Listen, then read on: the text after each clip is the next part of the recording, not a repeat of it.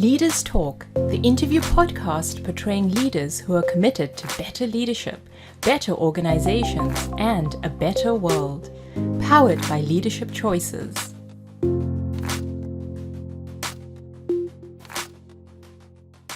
Welcome to Leaders Talk, the biographic interview podcast for better leadership, better organizations, and a better world. My name is Karsten Drath, and I'm one of the managing partners of Leadership Choices. Our guest today is Leonid Frolov. Leonid was born in Russia, in the Ural Mountains, studied in St. Petersburg, studied geology and then languages, and then left the country after the collapse of the Warsaw Pact, moved over to the US, worked as an interpreter, became a coach, became an educator of coaches, and then moved back to Spain, to Europe, and now lives there and tells us about his life story. But not only that, he also tells us about the story of how it was to be a gay man in Soviet Russia, in the Soviet Union, and how that felt, and also what he encountered. And I can tell you, these are gut-wrenching stories, so it's tough to listen to it. So definitely something very recommended. And we also talk about how he sees the war in the Ukraine, how he sees the Russian soul, the Russian people, the Russian family, but also the Ukrainian family that he has, and how he kind of makes sense of that, and what are his perspectives on a way to peace, to come from that terrible killing and dying to a state of ceasefire, and eventually a way that over many, many years and decades probably will lead to a peaceful future. So a very reflective and thoughtful, but very interesting and enjoyable conversation. Let's jump right into the conversation with Leonid Frolov. A very warm welcome to Leonid Frolov. Welcome to Leaders Talk. Yeah, thank you so much, Karsten. Leonid, we've met on a conference that we did the other week on the war in Ukraine. Can you tell us a little bit about you and what you do right now and where you are and stuff like that? Yeah, sure. So right now I'm in Spain, in Sitges, beautiful little city outside of Barcelona. Yes, I'm a coach, and I'm also a faculty member at Coactive Training Institute, where we train coaches. That's where I am. And from your origin, you were born in Russia? Yes, I was born in Russia, in the Ural Mountains area, kind of central Russia. Yes. And then we will follow your life story. It's a very colorful, interesting life story that took you to the US and then from the US back to Spain. Yeah. And you're also working as a coach with Russian clients. We are working with Ukrainian clients. That was also something that we talked about at the conference. So we will kind of develop that story together, Leonid. And that sounds good.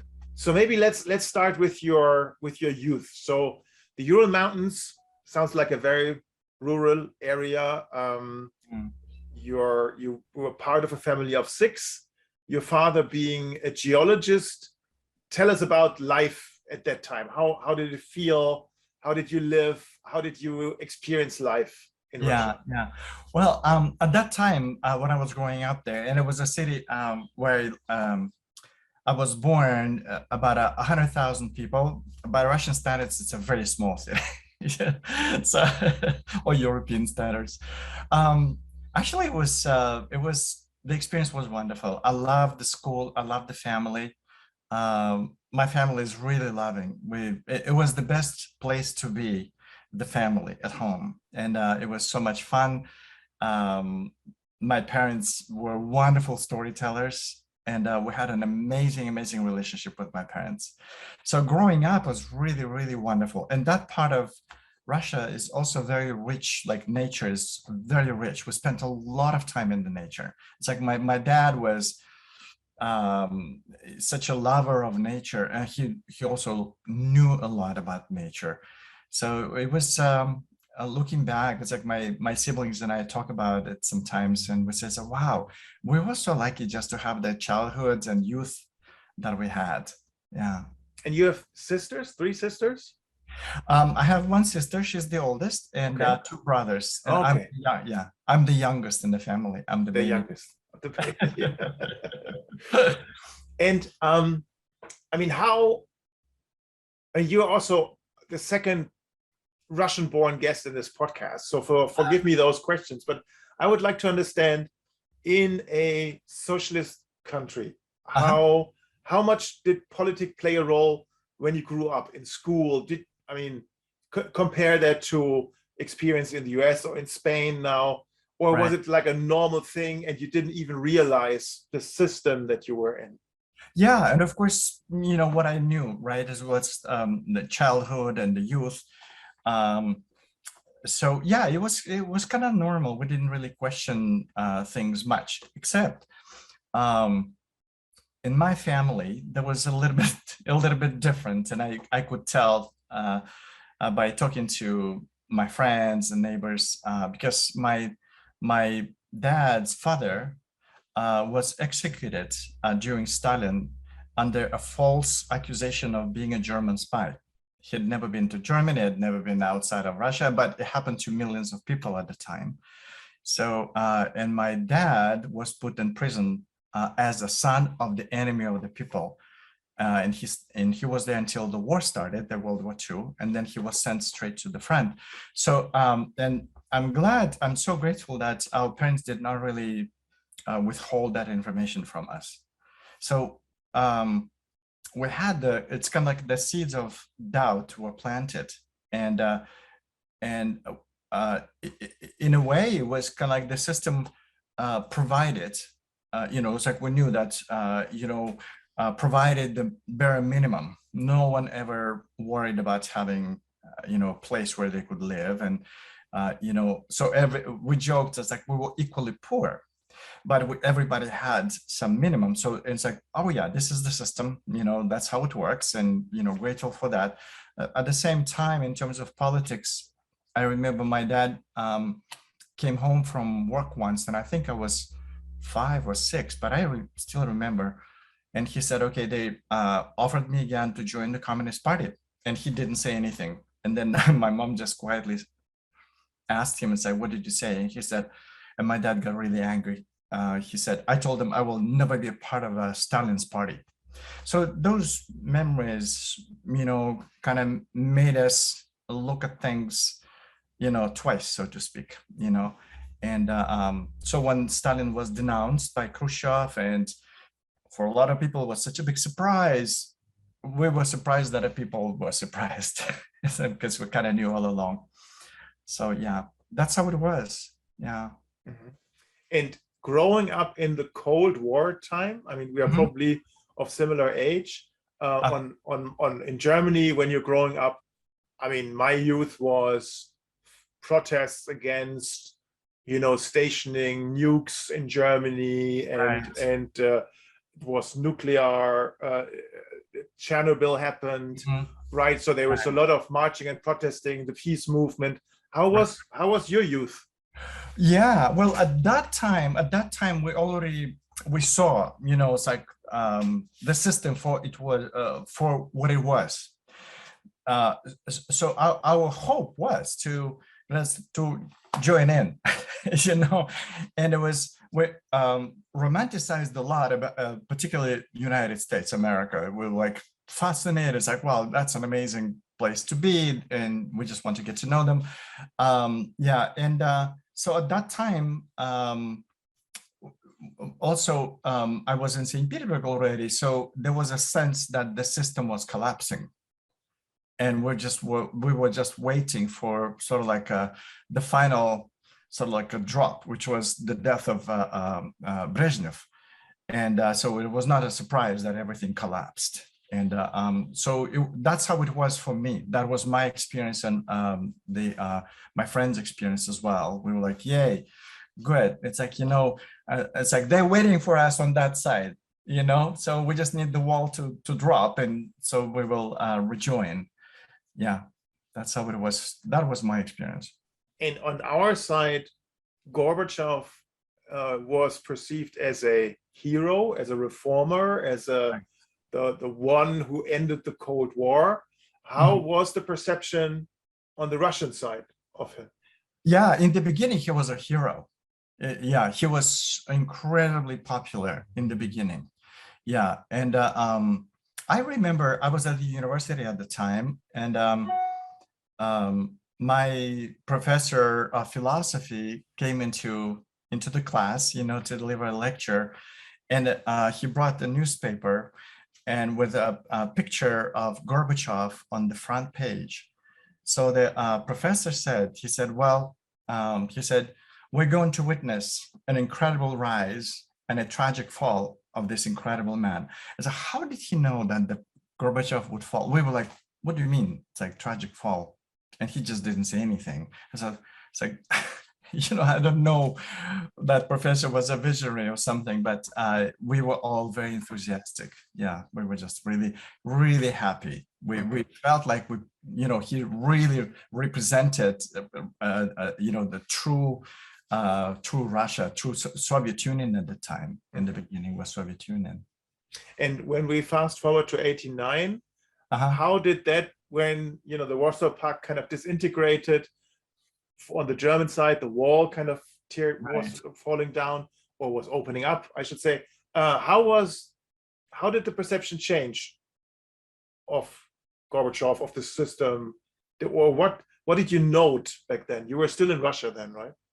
I was still in Russia, yeah. Well, at that time, at that time, it didn't change. It changed when I was already in the United States. Yeah, but at that time, it's like, sure, it's like everybody wants to be independent. And this is so interesting. Russia actually has a holiday. It's called Independence Day.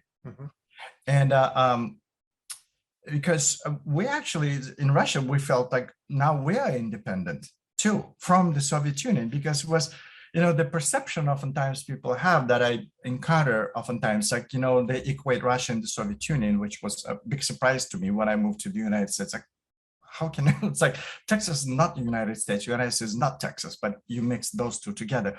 So, it's almost, it felt like some weight fell off, and so Russia actually got its identity, its true identity. It's now it's a standalone country. So there was a lot of enthusiasm about it and excitement. So we were, I remember we were so grateful to Gorbachev that he actually started the whole process. And, it's like other countries became independent. We were like, at the university, we're like, yes, of course. Yes, of course. It's like, so everybody has a choice now. Everybody will rebuild their own culture, because we did realize that, the Soviet Union really dominated the culture, in Eastern Europe. And, so yeah, I remember that we welcomed that. Okay. And Leonid, going back to you as a person growing up there, there was another level of, let's say, shall we say, complexity, that somehow you realized I'm not like everybody else. If I look at the boys around me, I don't seem to fit in. And tell us that story. I mean, this is so amazing. Yeah, sure. Well, actually, this is how it started. It's like in school, I had two friends, and so the guy and the girl, and we were like, the three of us were best friends. And so eventually they started dating, and then I realized at some point that I was jealous, but I was jealous of him. It's like, I was first, it scared me. It's like, what's going on? And so they were going out together, started going out with me. We still would go out together, the three of us, but more and more, there were just the two of them. And I just realized that I really didn't care that much about her, but I really missed him. And then so it took a while for me. I thought it's like, well, this is something just, just miss a friend and stuff like that. But then I started feeling, it's like, no, actually it happens also when I'm in company of other guys, and, but I had no idea what was going on, because there was no information available. Really, it wasn't. So yes. And I was, when I was in St. Petersburg, and I was like, okay, it got to the point that I realized that I decided I really need to know. It's like, I really need to know. It's like, who am I? And asking those questions, who am I? How am I going to live my life? It's like all of my siblings are married.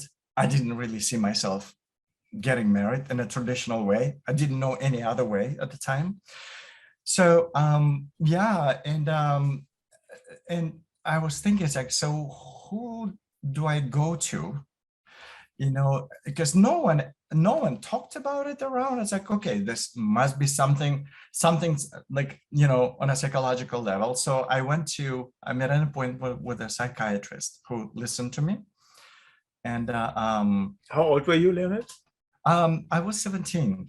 Yeah. And he listened to me, and then he said, well, why don't you wait for me outside of my office? I just need to fill out some papers here. I will invite you back. But then literally like 5-10 minutes later, you know, two guys, like big guys, nurses, showed up, grabbed me, and the doctor just kind of opened the door, and he said, now you can go. And they escorted me outside and put me in a car. I mean, the ambulance. They put me in an ambulance. I had no idea what was going on, and so they took me to a mental hospital, which is in St. Petersburg. It's a former prison. Yeah. And Oh my God. it was very humiliating. It was very humiliating because I had no, it really, it took many years of personal deep work for me to trust people and to trust and to ask for help. It's like one thing that I promised myself, I would never ever ask for help. Of course Because not. it was dangerous. Yeah. Wow. Yeah. Oh gosh. And then there was some sort of a, I don't even dare to ask, but there was some sort of a treatment. They tried to fix you somehow. Well, they tried to, yeah, exactly. Yeah. The whole, you know, it's like looking back, actually, I see a huge value of that experience. As hard as it was, and, you know, maybe wrenching even to you know, sometimes to think about it, at the same time, there was a huge value to it. First of all, what they did, they gave me pills that numbed my feelings, because I truly was sort of exhausted, trying to figure out all that stuff. You know, it's like, who am I? And I was exhausted, and it's like I got stuck in my head, so to speak, trying to figure it out. So it kind of leveled out my emotions. So it felt like I was observing a lot.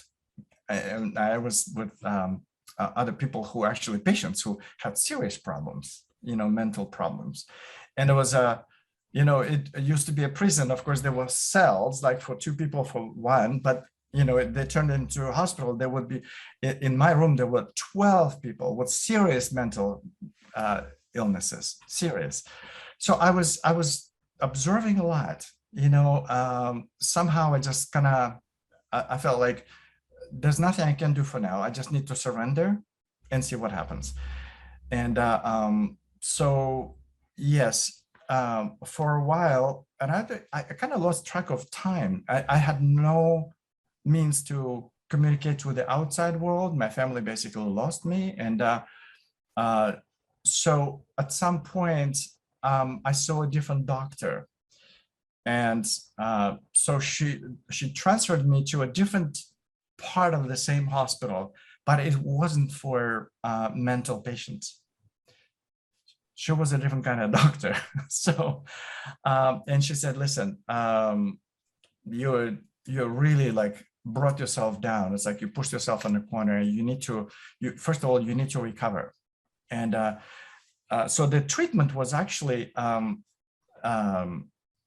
had two kind of goals, the treatment. First of all, to restore my system. That I was exhausted. I lost a lot of weight. My blood pressure was always low. And but the second one was hopefully to change me. And that is a treatment apparently what prescribed, you know, to change gay people, to make them straight. So, and it was fasting. But there were other patients, and it was a different division, and it was completely different setup. Other patients who, for example, they had some conditions with their lungs, with their hearts, but they were allergic to the medication. So yeah, and I fasted for, instead of like 3 weeks, it was basically, she said, for 3 weeks you'll be fasting for 3 weeks. I fasted only for 11 because my system just didn't have enough resources to support itself. Yeah, and so during that time, I was able to contact my family. My brother came first, talked to the doctor, and then my mom came, and that's when she showed up. I just knew everything would be fine. It's like I would be okay because my mom showed up. First thing she did, my mom was amazing. I'm writing a book about my mom and my relationship with her. She was amazing. The first thing, I could barely walk at that point. It's like I had to hold on to the walls. And she looked at me, and the first thing she said, "Wow, you're kind of skinny." And she says, "When you get out of here, I'm gonna cook, and you cannot say no to my cooking." So yeah, but how she got there, that was a completely different story. My brothers told me that she was literally like a bear mama, mama bear. She said, "You have to tell me where he is," because my family didn't want to tell her. They thought that, you know, she would be so heartbroken. And but she said, "You have to tell me. I'm not like, you know, I'm not gonna let you get away with this." And so they finally told her, and she came. And yeah, it was a very interesting experience that actually helped me to sort of like transcend, you know, different labels of who I am. It's like it was in a way, it was a spiritual journey, you know. And I just realized when I got out, it's like, wow, I'm just a human being. It doesn't matter. But the system, the people label us. This is who we are, as if they know. And I was like, it was, yeah, it was also a very, very, very spiritual experience for me. Yeah. Well, and I think you have worked a lot upon yourself to really turn this trauma into growth and not get bitter or suffer from it in the long run, right? No, absolutely no. I kind of, I don't know, maybe I got it from my parents. I pretty much, I see everything in life as an opportunity. You know, it's as an opportunity to learn about myself or the world, and expand also. It's so interesting. It's like when I got out of that hospital, and the way I got out of it was very interesting, because the doctor told both my brother and my mom, she said, "He doesn't belong here." But she said, "I cannot let him go because there's a protocol, official protocol. And I need to hear a certain answer from him to let him go. But I cannot tell him directly what answer I need to hear. But he's smart enough to know." So it was so interesting. It was kind of like a plot between me and the doctor. And so I heard that from my mom, and I said, "Mom, I know what she's trying to convey." So there was a day when the doctor, when I restored, basically, it's like my system, they fed me and stuff like that. And she said, she looked me straight in the eyes and she said, "So, do you feel differently now?" And I said, "Yes." And she didn't even ask the details. That's all she needed to hear. And, but how differently? Yes, that's a different question. I felt really differently about myself, Yeah. you know, and in multiple ways. Yeah. Yeah. And then she said, "Okay." She said, "Great. So you can go home this afternoon. I just need to fill out some papers." Boy. Yeah.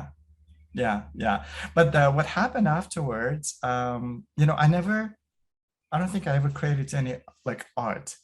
Something kicked in. I actually took a long holiday, and I was with my parents, and they always had my bedroom. And one day I got clay and I started sculpting. And it just my fingers were doing something. I had no idea. It's like it was a head of a person. And I was sculpting and sculpting. And then at some point, and my mom, like every day she would take a look at it, and one day she got teary eyes. She said, I get it.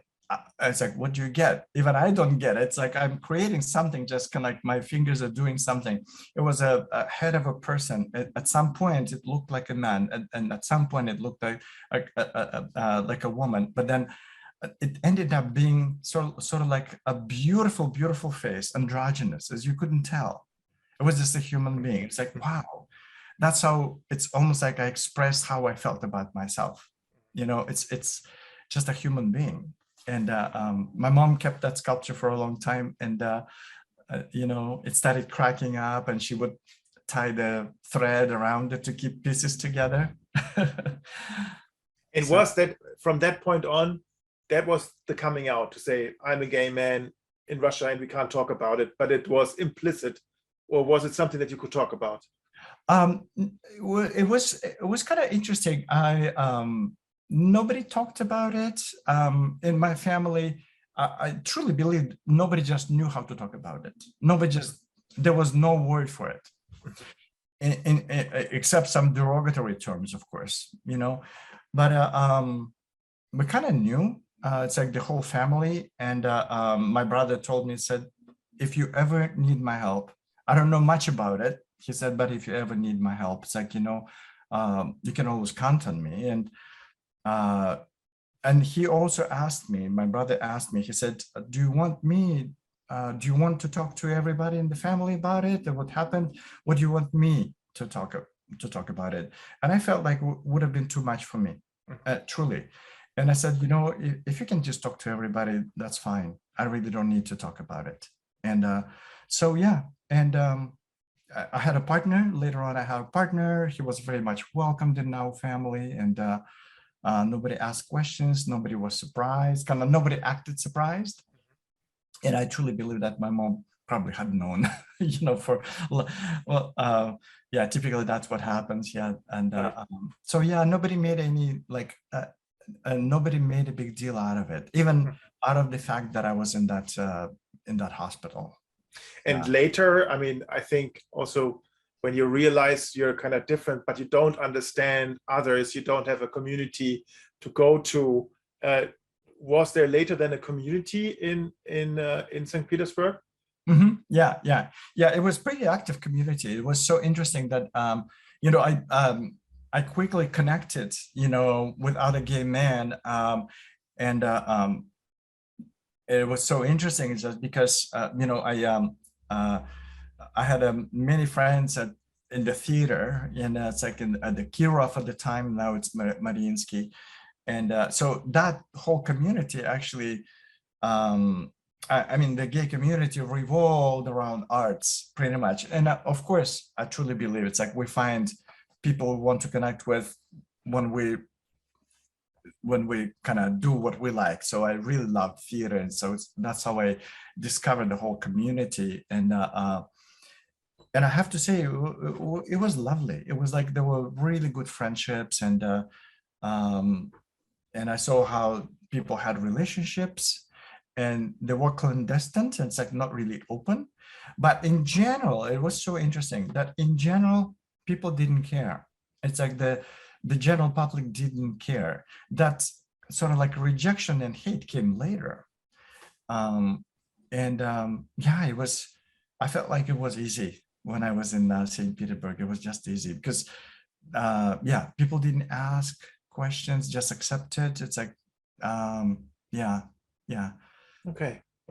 And then came also the time for you to choose something to study, and you started studying geology, which sounds remote if I listen to you now, but what drove that? Well, so yeah, first of all, it's like my dad, and it's like love for nature. It's like my brothers and I always talk about nature, so how fascinating it is. And one of my brothers talks to ants, which is so you can talk to them.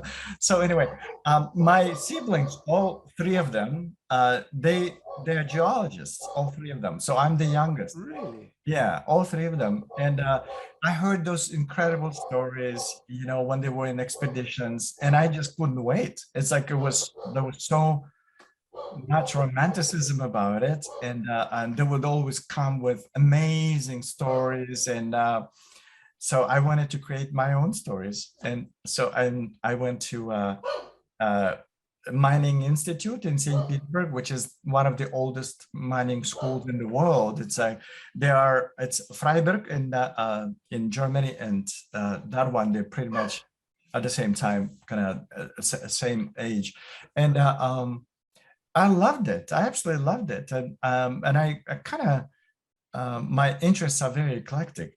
I love science. I really do. And I was a really good student, and I went on several expeditions, and they were amazing. It's such an amazing life experience, including it's like when I was lost in the mountains all by myself for 4 days. Yeah, Oh, wow. that was an amazing experience for me. Yeah, and in Pamir Mountains in Tajikistan, I was in the expedition there.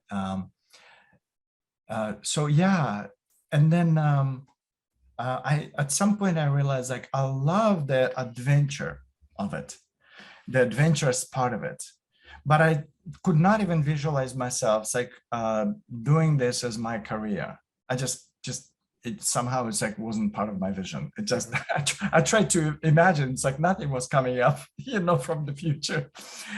At the same time, I always loved languages. I started learning English when my siblings were in school. Since I was the youngest, I was not in school yet, but I was so curious. They taught me some English, some poems. So and then I developed a interest for linguistics in general. It's like languages in general.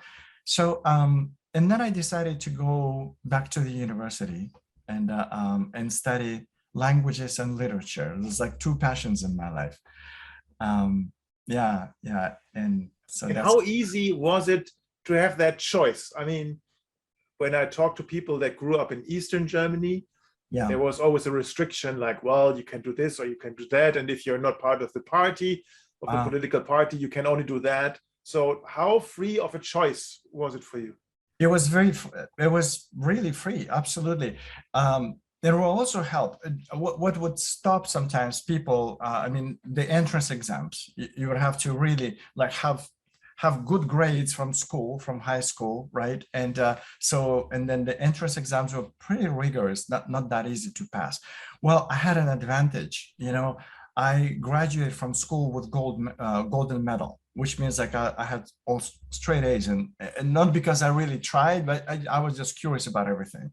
It was like piece of cake for me. It's like, why wouldn't somebody do homework? Because it's so interesting. You can talk about it the next day, So I had a different, I think I had a different attitude, which again, my mom instilled in us. She would always like, create this excitement and anticipation, like about school and about everything. It's like about knowledge, learning new things. So I had the advantage. So once I graduated with the gold medal, I only had to take one exam.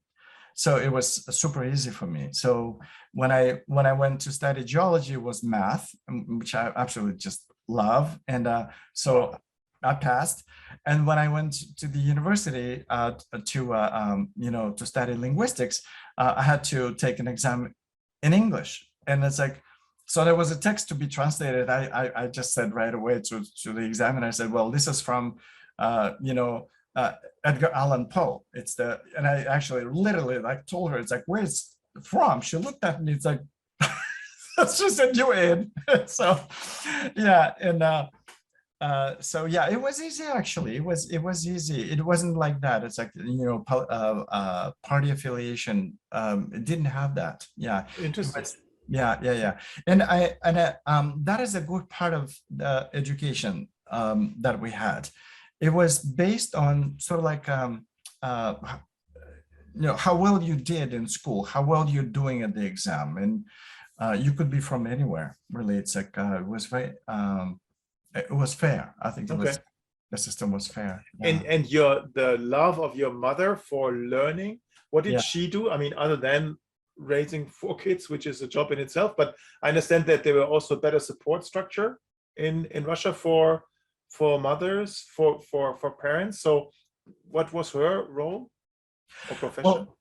Yeah, well, my mom was she did well after World War II, and she was in the front when she was very young. She volunteered actually, and so after that, she was living with her aunt and an uncle who were Ukrainians, but they were relocated from Ukraine to middle of Russia in the Ural Mountains area. And so she was Ukrainian herself. And so she was a teacher. Uh, After World War II, she was a teacher. And she had like 3 different grades in the same room because there was shortage of teachers. And so that's what she did. Later on, she just worked in different places, and before she died, she worked in a pharmacy. Um, yeah, but the entire family read a lot. We read a lot and we shared a lot. It's like my mom would always say, or my parents would always say that we were probably the richest family in the city because our library was the largest. So yeah. So and particularly she was really good at picking books that were interesting for everybody. We would share them. Growing up, I remember the best pastime was after dinner we would all sit down and my parents would pick a book that was interesting for everybody, all ages, and just read out loud. And it was the best time for us. It was like we'd read, like they would read a book out loud interchangeably because the voice gets tired. And so that was the best time I remember. And Wow, yeah, that sounds very special. Yeah, yeah, can yeah. imagine. And then when you were older, your parents both got very sick.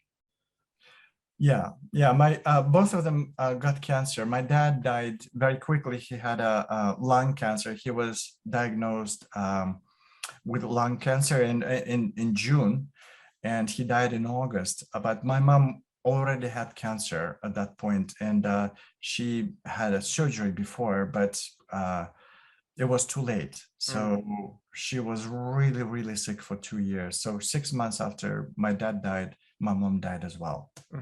Yeah. Okay, wow, that must have been tough. And but at that point, you were, as being the youngest, you were already in your 20s, right?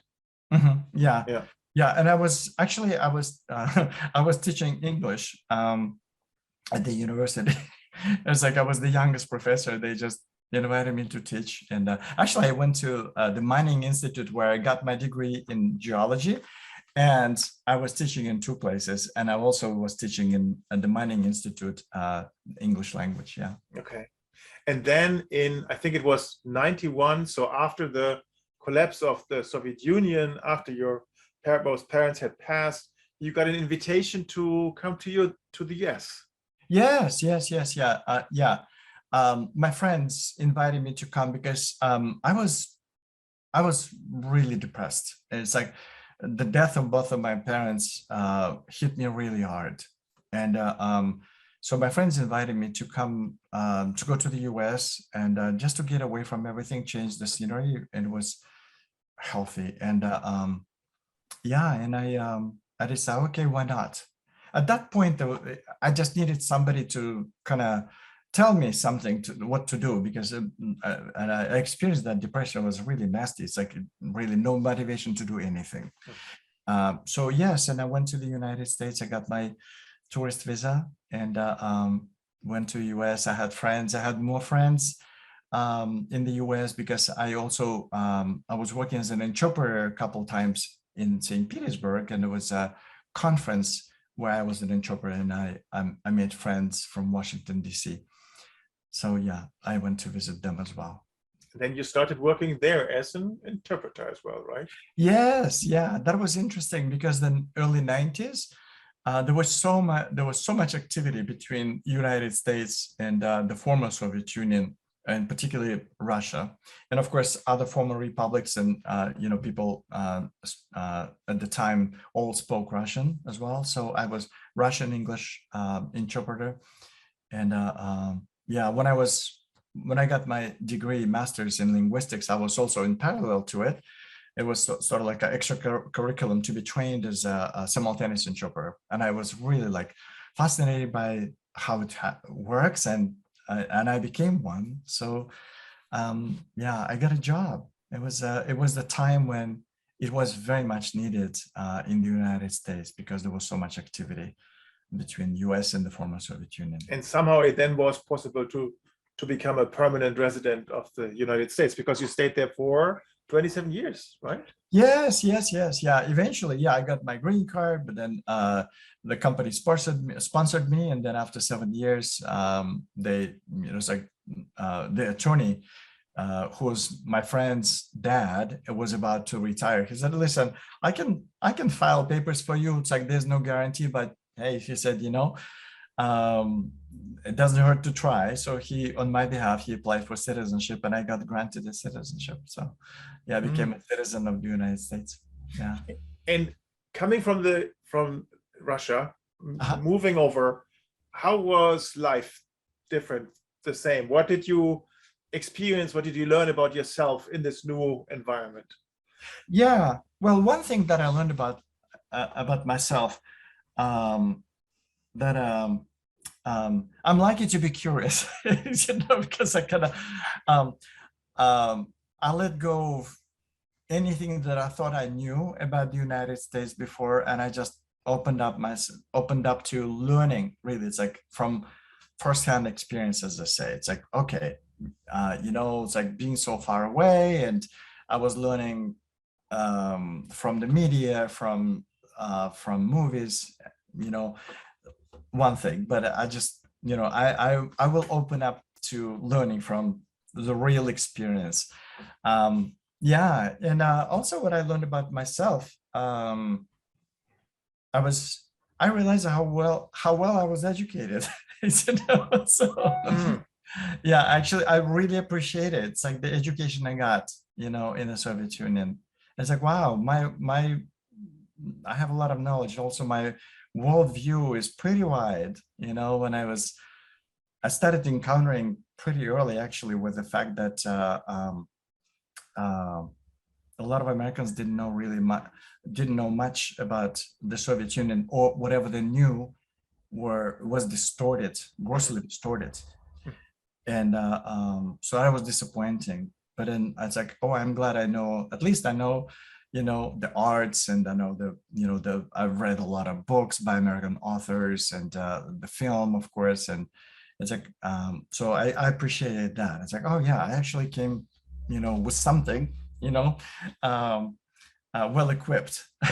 Yeah, and because of your background, you obviously also had a different horizon, but also different perspective, right? You had your perspective at life in the West from the East, and then living it in the West and comparing both. And obviously that also makes a more holistic picture, I can imagine. Right, exactly. Yeah, definitely. Yeah. And then was the next change where you said, okay, there's science, there's rocks, there's language, but somehow you felt incomplete, I'm guessing. So what was the next transition on your learning path? Yeah, well, actually, Karsten, I think I felt really complete. It's like I completed this arc of my journey. I kind of, okay, great, wonderful. Being an interpreter is simultaneous interpreter is very challenging, and that's what I liked about it.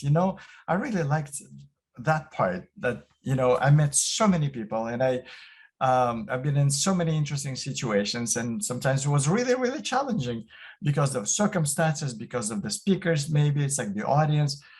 And then at some point I realized, like, well, it's getting a little bit too easy, and I was working, I was hired by an air and space company that launched commercial satellites. I was an internal interpreter and translator. And first, I thought it's like, great, it's all rocket science, and I love it's literally rocket science. Yes, it is. Yes, and I love science, and it was fascinating the first couple of years. But then I just became a little bit too mundane. It's like it's more of the same, and I became restless. It's like, okay, more of the same, more of the same. And one time I was interpreting at a technical meeting, which means rocket scientists were talking, right? And Russians and Americans. And so I was holding the microphone. And so everything was so predictable that for a split second, I think it's like I fell asleep and I dropped the microphone. So it was a wake-up call for me. It's like, okay, I think I'm done. Yeah. And so I started talking to my friends, and some of my friends are seasoned coaches, and they pointed me to coaching. Not because they had their own kind of their selfish interest in it, but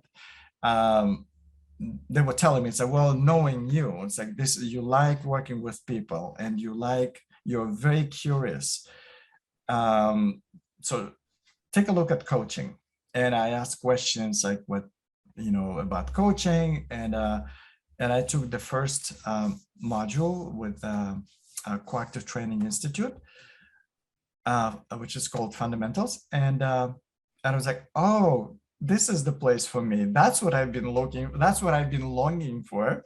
And so, yeah, I landed there, and I really fell in love with it. Yeah. And then you developed a profession about it. You became part of the faculty who train other coaches, which is not everybody has the honor to do that, right? Or the opportunity to do that. But then there was a next change. Then you changed country again. So what drove you there? Yeah. It's so interesting. It's almost, to me, it seems like hero's journey, So I left home, right? And it was like a big adventure in the United States, and it transformed me. And also it helped me understand myself better. There was a deep sense of not belonging, actually. I almost tried to force myself to, oh yeah, this is my home, this is where I belong. But there was always something missing, where I felt like, no, it's not. And then I decided, okay, I'll just be curious. It's like, what is it? And then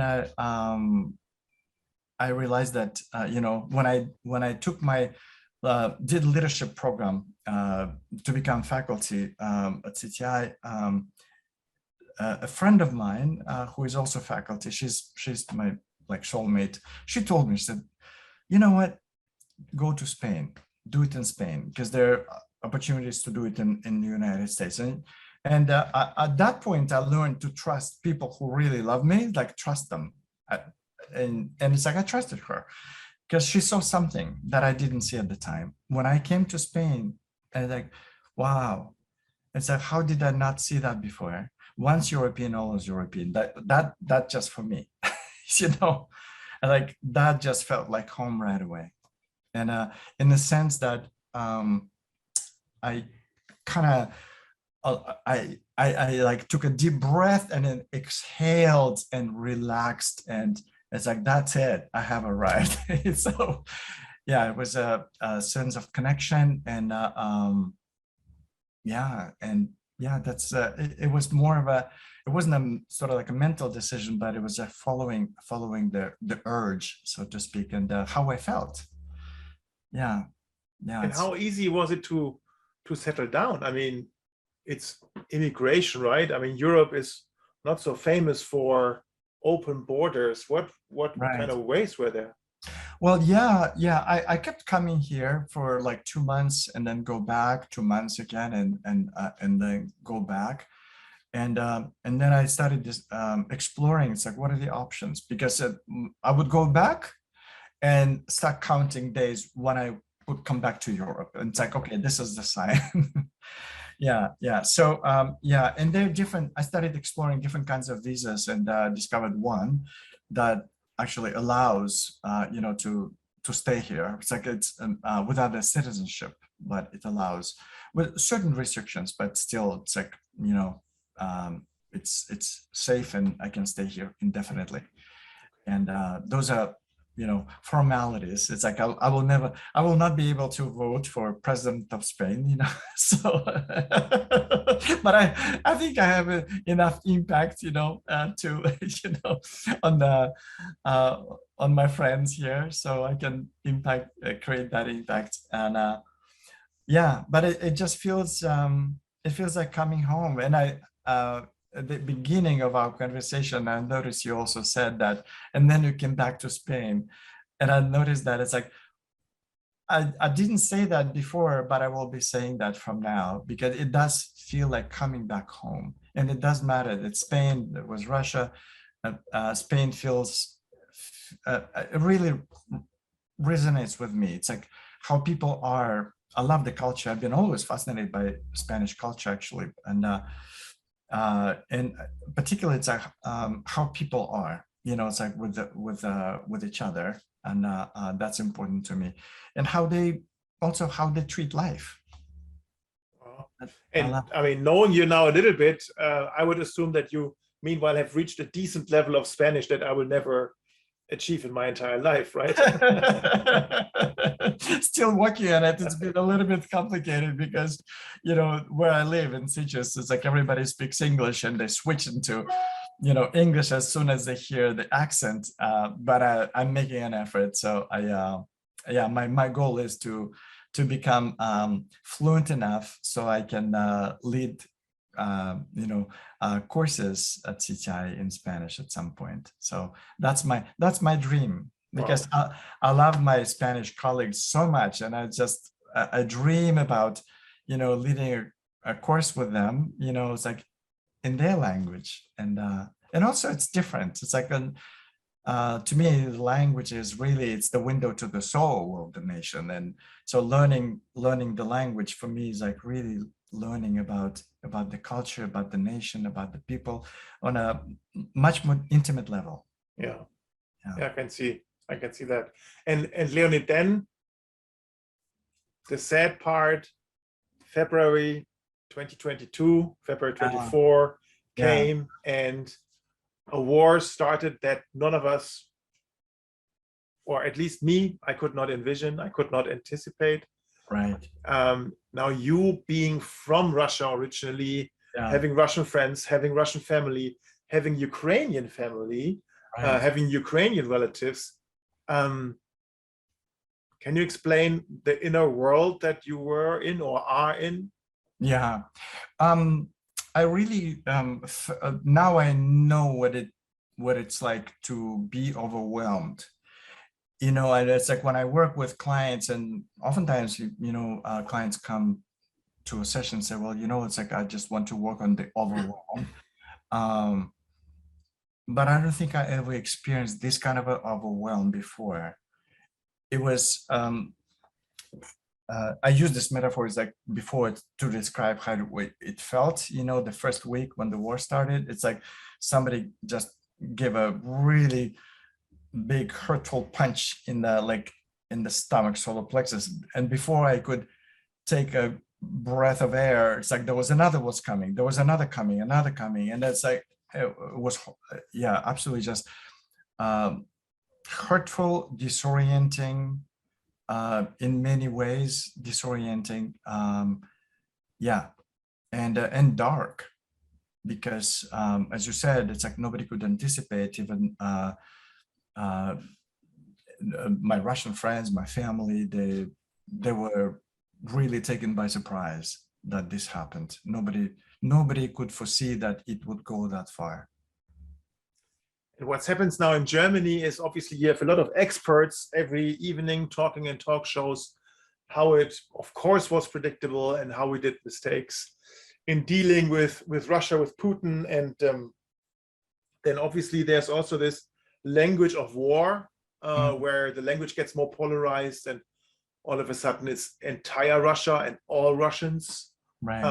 And all Ukrainians are kind of heroes and all Russians are kind of villain.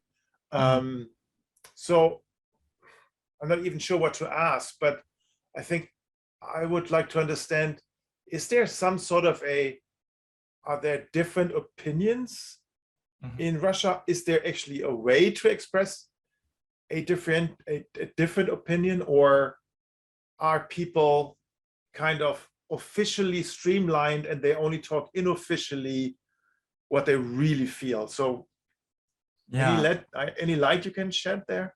Yeah, and that's still confusing even for me too. It's like because I hear um, um, different voices from Russia. Even one of my friends in St. Petersburg, um, she lives in a different reality. Seems like it. She doesn't really believe anything that might come from the West in terms of information, and the only information she's getting is the state media, heavily controlled now and manipulated by Kremlin. And and then at the same time, I have other Russian friends who are absolutely just horrified and horrified, really. And many of them are outside of Russia, and they are afraid to go to Russia, or they just can't even. Because one of my friends was outside of Russia on vacation and posted on Facebook anti-war big post, and then Russia passed the law according to which now this friend of mine is traitor because he posted something in the media against the war, and so naturally he doesn't want to risk and going to jail. He has a family, and so there are Russians outside of Russia as well who are speaking up, and particularly those who have lived outside of Russia. What I hear from them, it's like they're absolutely just horrified, and but there's some Russians who live in Russia who have some outlet to get different information. They're afraid to speak up. It's like there's someone who was interviewed and from Russia the other day, and they said, well, how come the polls say that 80% of Russians support Putin? And I said, well, and that was a Russian person who was being interviewed. So, okay, so should imagine this: who does the poll first? They represent the government. So here goes like a woman going to buy groceries for her family, and somebody stops her. It's like and asking her, "Are you for Putin or against?" I said, what's the choice? She has family at home. Of course, she says I'm for, because she's afraid to say I'm against, because now you can go to jail for that. So it's like that kind of things happening in Russia as well. So those polls are not accurate at all. And also what people say publicly is different, oftentimes different from what they really think. And this is practiced behavior over many, many decades, right? I mean, back to the time of, I would say, Stalin, probably, that being open about what you feel can get you killed or in jail. Of course, exactly. My family experienced that. Yeah, my dad and his father. So yeah, and it's kind of I feel like it's in DNA, because there's such a long history of that. So people are familiar with it, and yeah, I just know that not all Russians support the war. And I know that some those Russians who support the war also don't genuinely believe that, or don't know the whole story. They just don't know what's happening. So I like to, sometimes when I talk to people, so start like blaming all Russians or saying it's like all Ukrainians are heroes now. I remind them of something that Kennedy actually said at some point, and that was at the height, during Cold War. He said, criticizing systems, we should not demonize the people.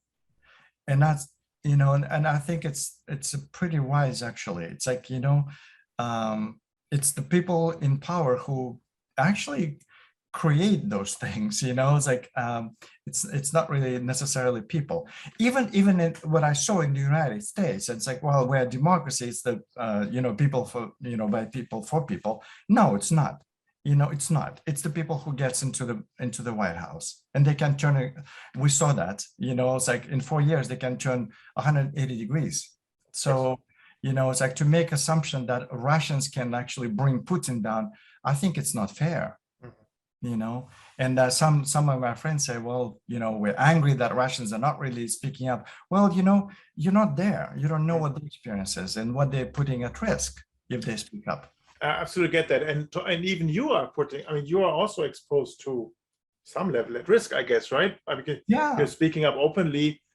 probably it would not be advisable for you to re-enter Russia anytime soon, right? That's exactly right. And I kind of, yeah, and now I know I'm conscious of it. I'm conscious of it, and I'm not making any plans to go to Russia.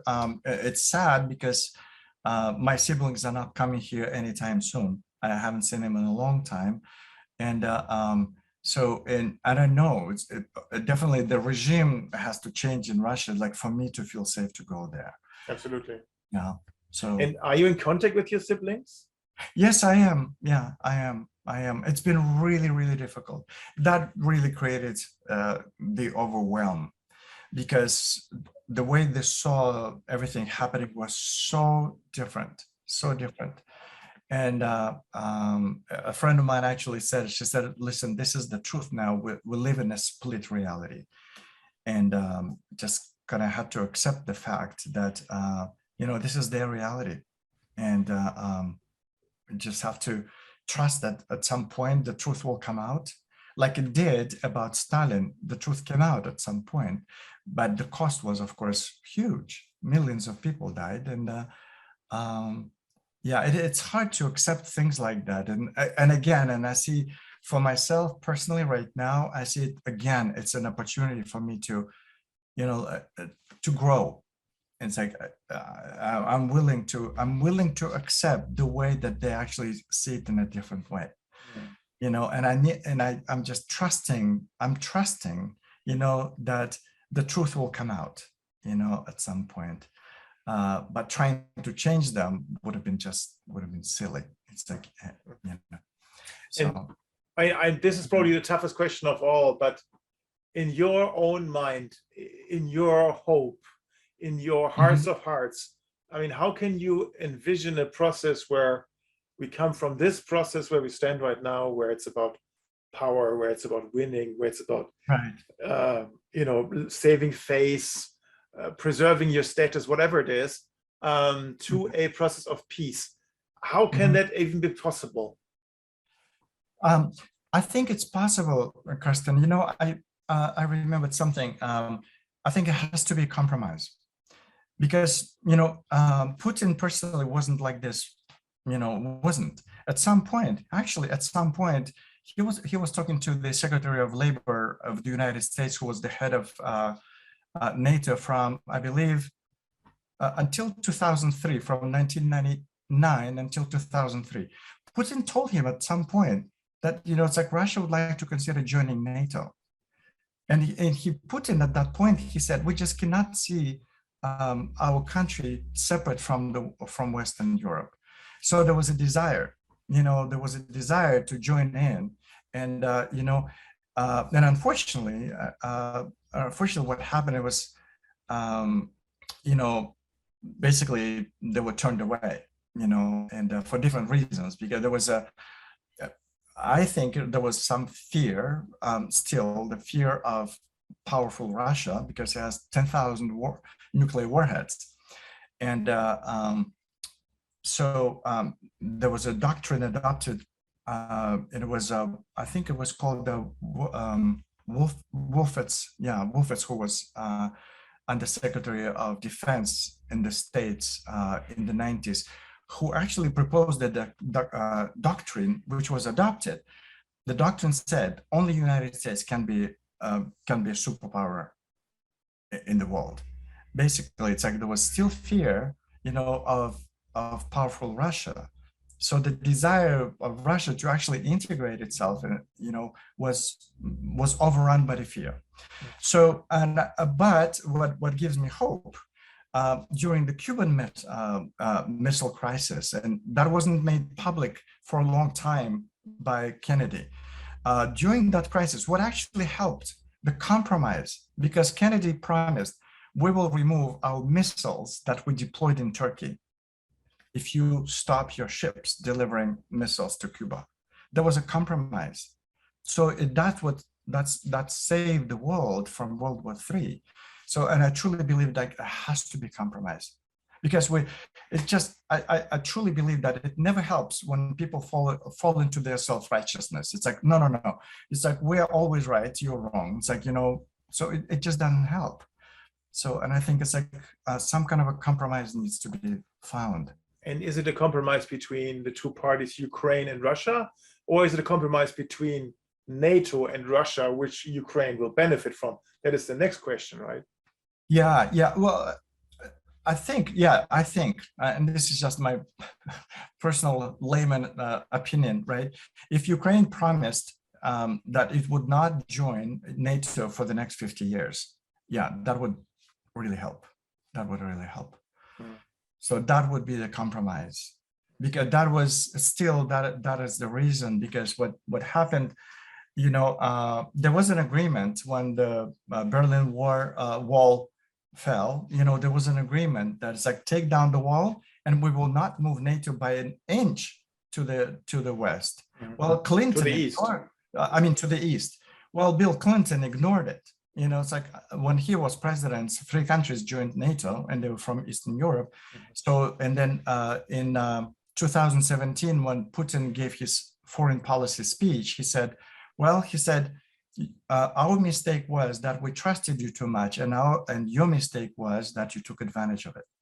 And that was the end, it's like, of trust between, so those, there was a huge window of opportunity. There was a window of opportunity. And I think it's like, we missed it. And I think it's like, now to mend this, it's like there has to be a compromise. Thank you for that perspective. That it always helps to have that different discussions, and yeah, that makes sense. Yeah, and it's again, it's like my personal. It's like I'm not claiming it to be true, but no, just from what I know, it's like those are the facts. Like from what I know, this is what it seems to be. That's how I see it. What needs to be done, to create peace. So, Leonid, how can we end this on a lighter note? So, there's this one question that I ask everybody towards the end of the podcast. What is the one thing I haven't asked you yet about, Leonid? So what would that be? Yeah, one thing. It's like, yeah. That's a good one. I think it's like on a lighter note, it's like what am I learning about myself having moved to Spain? Let's do that then. So, yeah. I mean, I passed by your place actually 3 years ago when I was cycling through Spain. Yeah. But what have you learned about yourself there? Yeah, well, I actually discovered the new passion here is the sea. I kind of, my siblings and I, when we were kids, and we were in central Russia, right, really far away from any big body of water.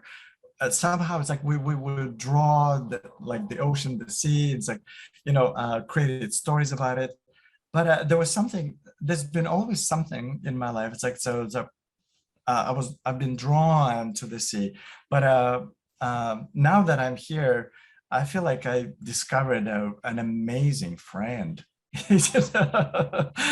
Yeah, so that's very different. And, I learned to sail. And this is, I cannot wait to go sailing again. And I've been swimming all year round, and even in cold water. So, and it really is amazing to live by the sea.